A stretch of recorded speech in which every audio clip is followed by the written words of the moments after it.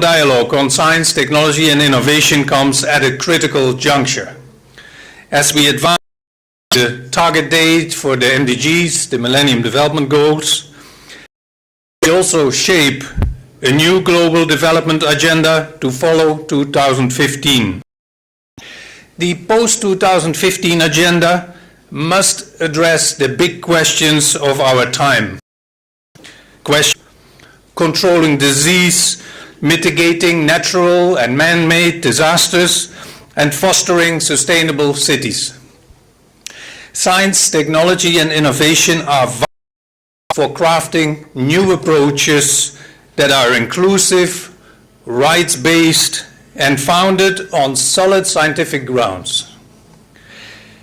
The Millennium Development Goals, ladies and gentlemen, did not articulate a specific role for science.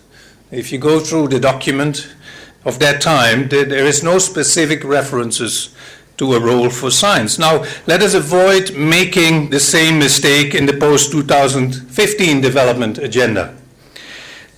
The SDGs to be adopted by the UN General Assembly later this September present a universal agenda for all countries and emphasize the need for transformational shifts to achieve the dual objective of poverty eradication and sustainable development.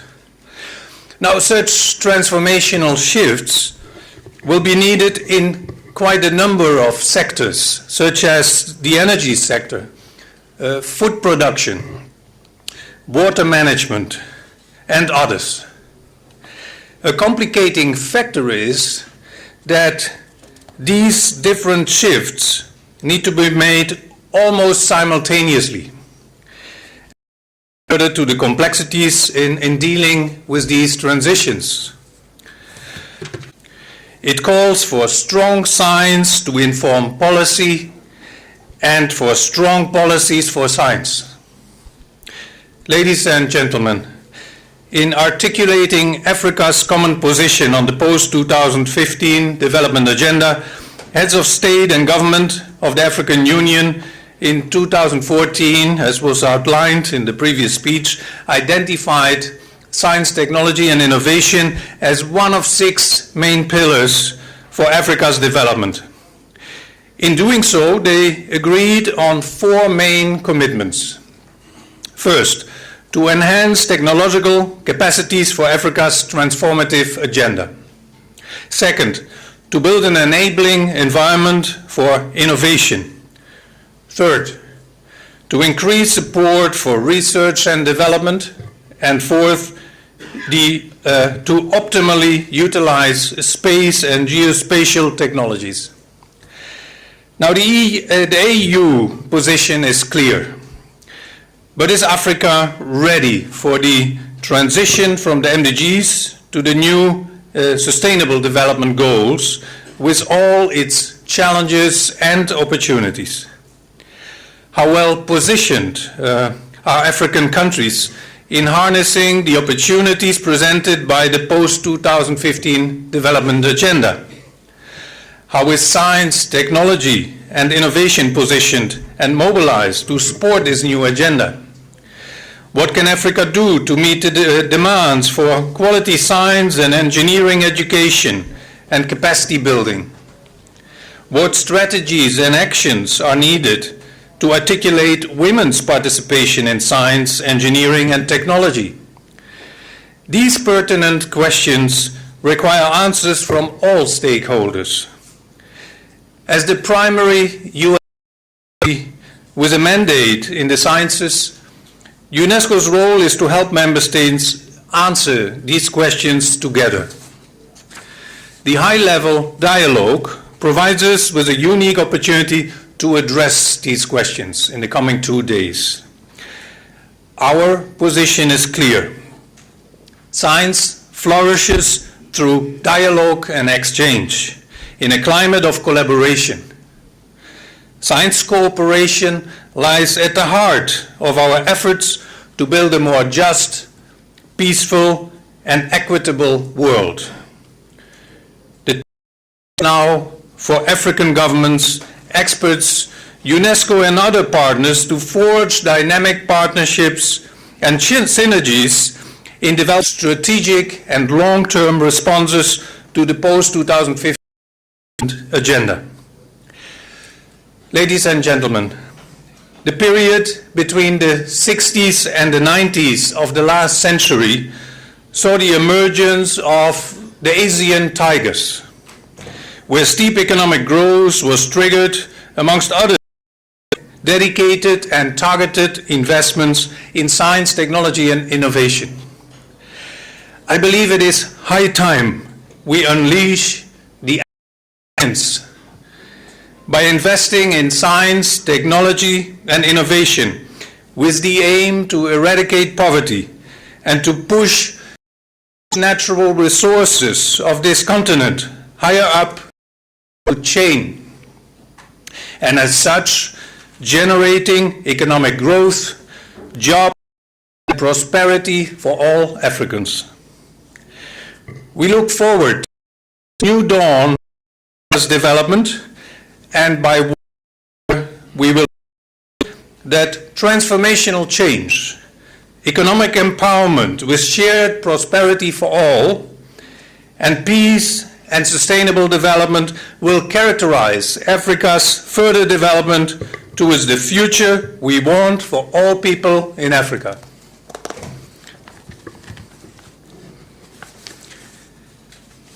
Please be assured that UNESCO will continue to work with all of you in making science and technology work for Africa's sustainability. I thank you and I wish you a most successful meeting. Thank you. Thank you so much, Prof. Would now like to call one of the key persons of our program. That is the Honorable Barton Odru, Right Honorable Barton Odru, the first Deputy Speaker of Parliament, who is represented as Speaker of Parliament. As a statement.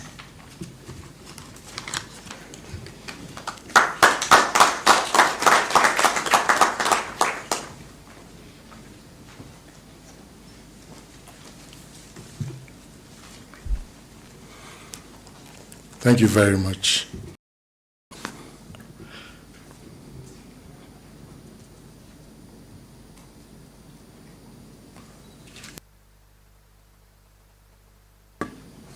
Your Excellencies, Honorable Ministers, Honorable Members of Parliament,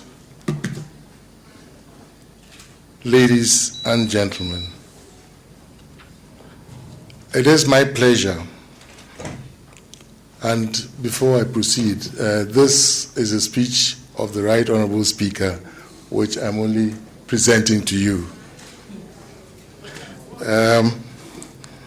Because there are certain personal issues that he has raised, and I think that we need to take it from that context. It is my pleasure to opportunity to briefly share my thoughts with you this morning.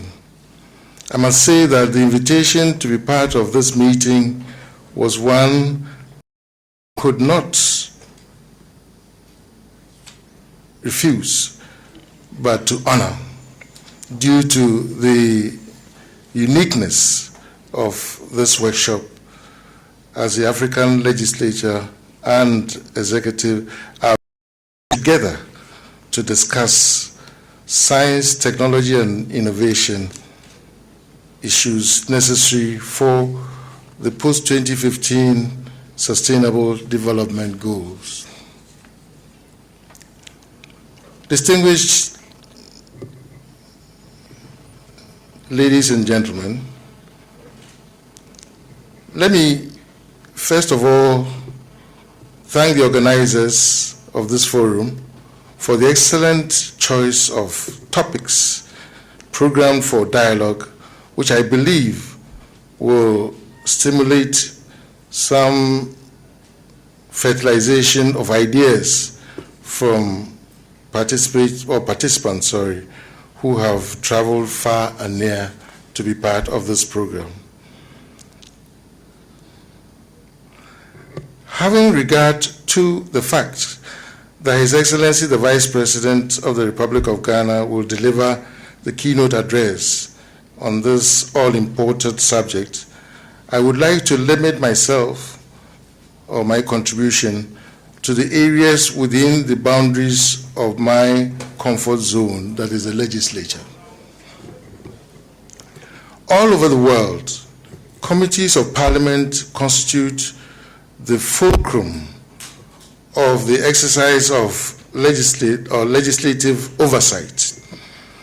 As former President Woodrow Wilson of the United States of America once said, and I quote, "Parliament in its committees is Parliament at work," unquote. For instance, it is the committees of Parliament which scrutinize the annual financial estimates of ministries, departments, and agencies of government and submit recommendations to the House for consideration and approval.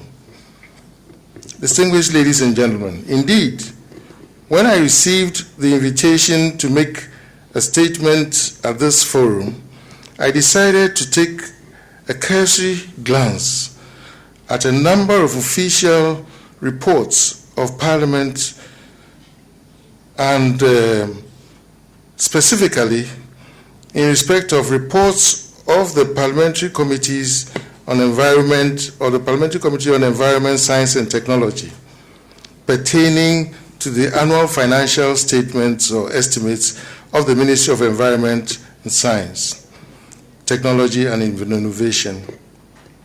The committee considers the mandate of the ministry as cardinal in the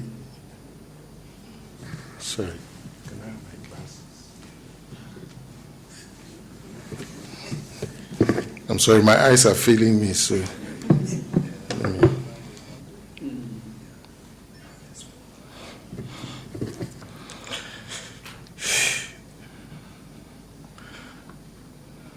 Distinguished ladies and gentlemen, indeed, when I received this invitation to make a statement at this august house or forum, I decided to take a cursory glance at a number of official reports of Parliament of Ghana, and specifically in respect of reports of the Parliamentary Committee on Environment, Science and Technology pertaining to the annual financial estimates of the Ministry of Environment, Science, Technology and Innovation. The committee considers the mandate of the ministry as cardinal in the nation's growth and development agenda. Interestingly, I noticed a definite common trajectory over the years in both content and concerns raised by the committee chairpersons on the floor of Parliament. For almost a quarter of a century since I commenced my career as a legislator and now a speaker, I have consistently listened to submissions made by successive chairpersons of the Parliamentary Committee on Environment, Science and Technology complaining of paltry budgetary allocations, delayed releases, and in some cases, absolute non-release of funds to the ministry for implementation of its programs on science and technology. For instance, during his presentation of the report on the 2008 annual estimates of the Ministry of Education, Science and Sports, the chairman of the Committee on Environment, Science and Technology indicated that as part of the program to continue to promote science, technology and research in the country, funds were to be provided to equip science laboratories and technical workshops in educational institutions at both secondary and tertiary levels. He stated further that, quote, research institutions were also to be resourced to carry out research activities that will enhance productivity and national development. The policy of an enrollment ratio of 60 to 40 in favor of science and technology will still hold and tertiary institutions will be encouraged to respect this policy, unquote. Additionally, the Science and Technology Endowment Fund, which was established in 2007, was to be made operational in 2008. Ladies and gentlemen, all these laudable science and technology initiatives were to be financed from part of the ministry's total budgetary allocation of an amount of 932.23 cedis for the 2008 financial year.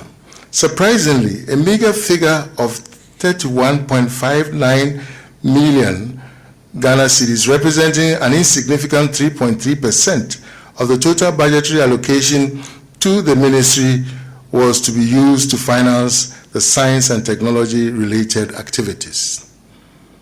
Similarly, during the presentation of the report of the Committee on Environment and Technology on the 2015 annual budget estimates of the Ministry of Environment, Science, Technology and Innovation, the chairman of the committee observed that, quote, even though budgetary allocations were made for capital expenditure under the 2014 budget of the ministry, there were no releases to the ministry.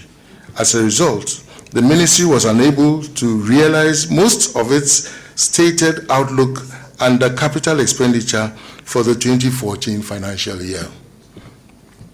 Even more significant, the committee observed that there had been a downward review in the entire budgetary allocation of the ministry for the 2015 financial year. Whereas in 2014, the entire budget for the ministry was 245,955,307 Ghana cedis.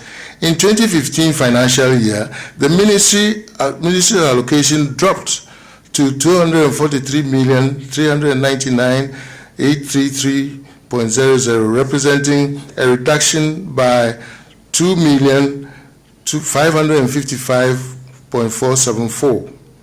The committee also observed that government budgetary allocation to research and development programs were low, and accordingly recommended that government should show more commitment to research and development, as well as ensure the timeless release of funds to enable the agencies undertake their stated programs and activities. As you would have noticed from the quotations and references made above, which I've just made, it is evident that committees of Ghana's Parliament, and indeed the entire House, have over the years strongly advocated for increased budgetary resources to finance the development and growth of science, technology, and innovation-related programs in Ghana. Parliament has, however, been constrained by constitutional imperatives such as contained in the provisions of Article 108, which limits its ability to review upwards sector budgetary allocations submitted by the executive to the House. In conclusion, since we all profess that the post-2015 Sustainable Development Goals should be driven by the prioritization of science and technology, I will urge all and sundry parliamentarians, ministers, and all other stakeholders to stop paying lip service to the promotion of science and technology, as well as innovation in our respective societies and nations. We should let our priorities be reflected in the financial commitments we make when distributing the national resource envelope. Thank you. I wish you well.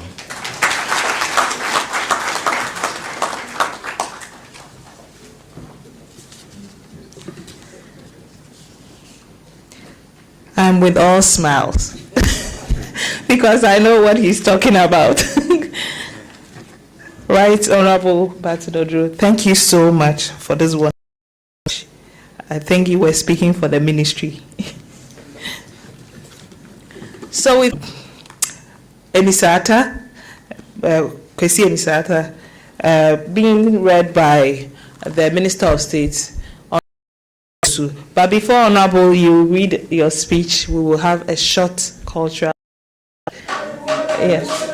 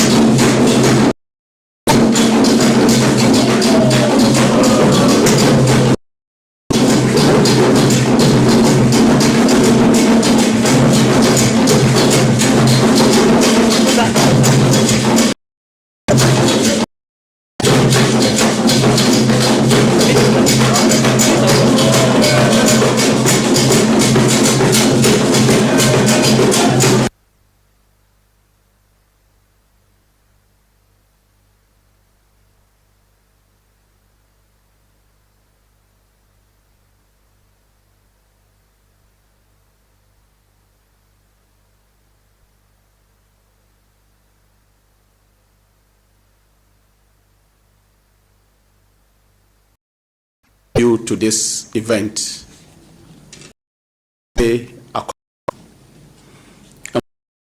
Travel to Ghana and to our capital city, Accra. I urge you to take some time off to enjoy the widely acclaimed Ghanaian hospitality. We are very proud to host you all at this memorable event, which brings together the key actors in Africa's science, technology, and innovation national systems. Honorable Chair, Right Honorable Speaker, distinguished delegates, in the past and even now, we have been preoccupied with attaining the Millennium Development Goals. These are very noble goals that embrace the fullness of human development, to include reduction of extreme poverty and hunger, enhancing education, improving access to achieve these goals. However, we are at the point of looking back on these efforts and charting new paths to sustain the gains we've made and to uplift our collective welfare. Honorable Chair, as we... What I intend to do, a few thoughts of what it is that I'm going away with from this meeting, knowing very well that everybody is going away with something else. And I'm doing this because with an audience like this, how do you summarize? Okay, so in fact, that is why. So please bear with me as I share a few thoughts that I'm going away with. So I'll share my thoughts and express three wishes, and also I have a question.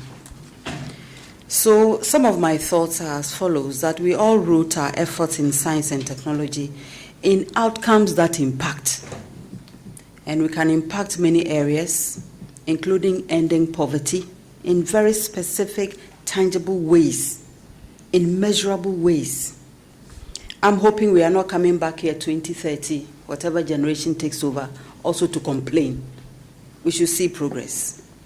So ending poverty, promoting health in all its aspects, raising the quality of education, raising the quality of life.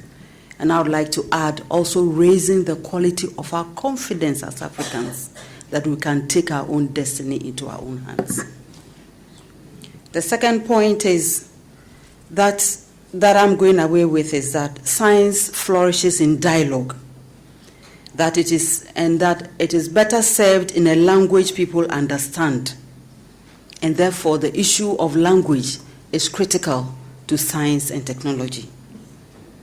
I'm also going away mindful that even as resources get more and more scarce, that we use science and technology to be more judicious in the way in which we use scarce resources for more and better results. I'm also going away from this conference with the belief that this is a unique opportunity that allows the context for sharing, for collaboration, for respect for divergent views. It is a context that offers us in this country a fine opportunity, especially when we are recognized by every speaker here as a key driver in development in CAP, UNESCO, elsewhere. Now to my question. And my question focuses on women in science.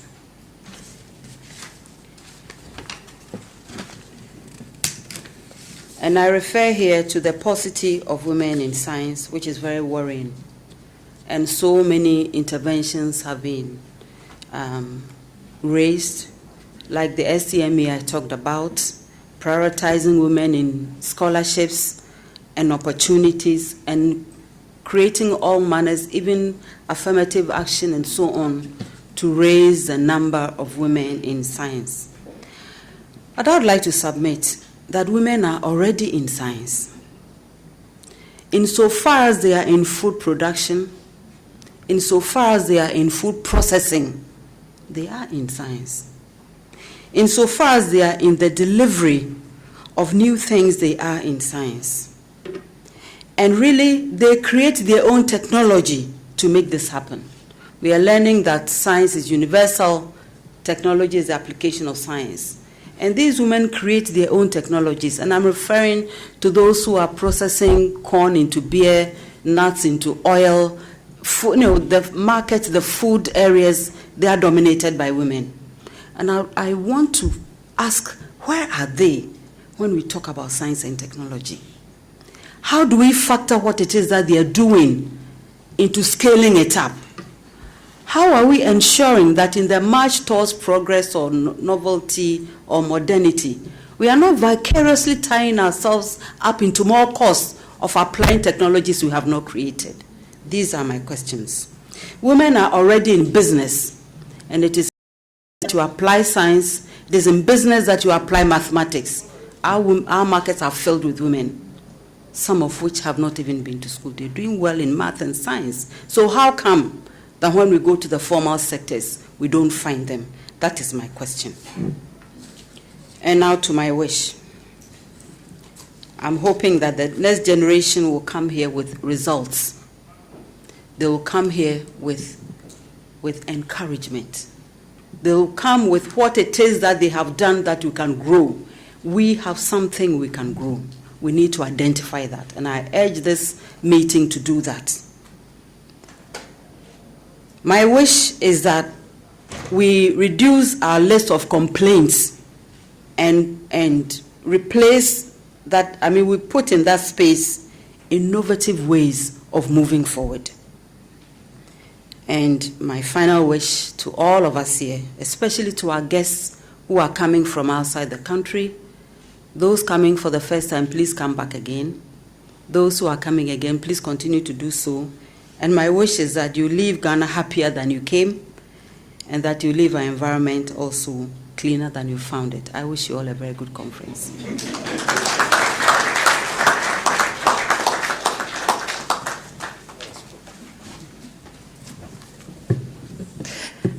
And the genie in the bottle took your wish. Honorable Chair, thank you so much for this thought. We've come to the end of the program. However, before we go to have coffee break or health break, as is stated in the program, we'll have a photograph session. The chair has spoken, so I don't have any summary. I'll just say it's been a wonderful day, wonderful morning, I should say. We thank you all for coming. And before, as I said, we just get up. We'll all have a seat, and I'll call the order. We have an order of photographs. It's just 3 orders, so nothing stretchy. We'll first have the high table take a picture. Then we'll have all ministers and parliamentarians here joining them to take a picture. And then the rest of the group will also take a picture. So the high table will take their picture. Perhaps you'd like to stand and just come and yes, stand in front of here. And then the photographer, please be ready.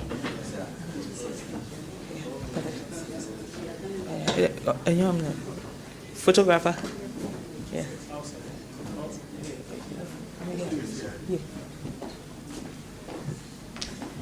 Outside. No, here. We'll just take it here.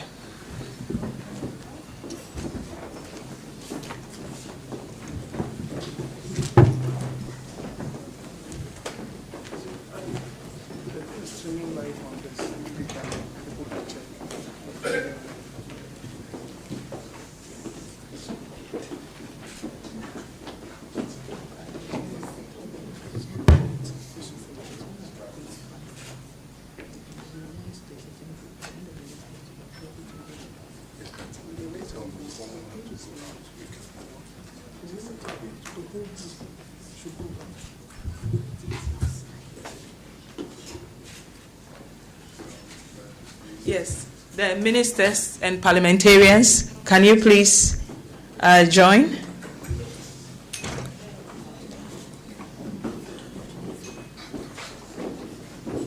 All ministers and parliamentarians from our representative countries, please. Yes, parliamentarians. Pan-African parliaments, all parliamentarians. There is space at the back for those who are tall.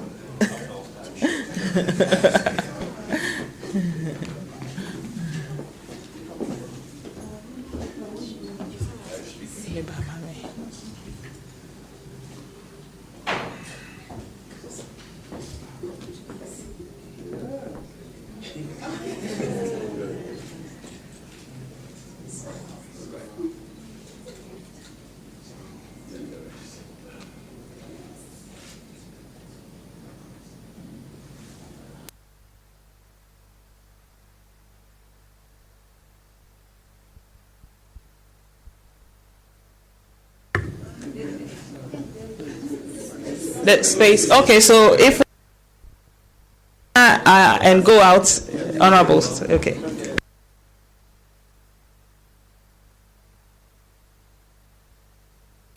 So let me.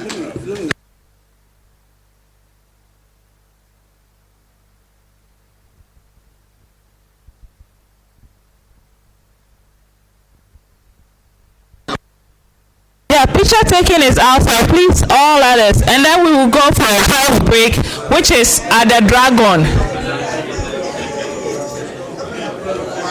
What's the thing I'm saying? They should take it to know. The little you.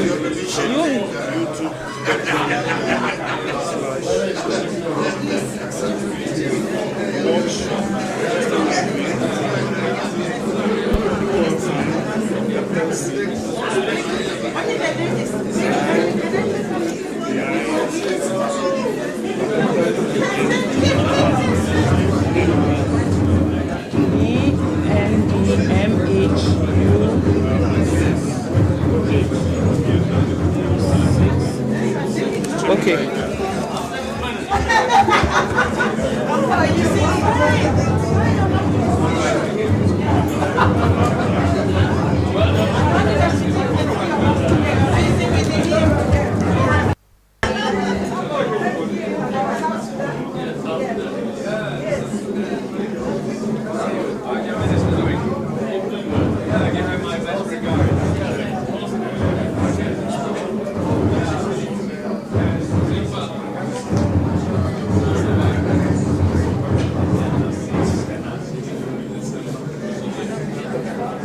Yes.